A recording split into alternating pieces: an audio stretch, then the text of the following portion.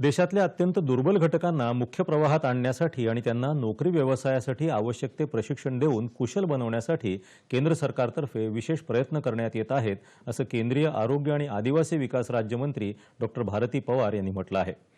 ग्रामीण युवकांच्या उन्नतीसाठी युवा व्यवहार आणि क्रीडा मंत्रालयाच्या अंतर्गत नेहरू युवा केंद्राच्या वतीनं नाशिकमध्ये यशवंतराव चव्हाण महाराष्ट्र मुक्त विद्यापीठात आजपासून 26 जानेवारीपर्यंत एक अभ्यास शिबिर आयोजित करण्यात आलं आहे. त्याचं उद्घाटन करताना भारती पवार बोलत होत्या.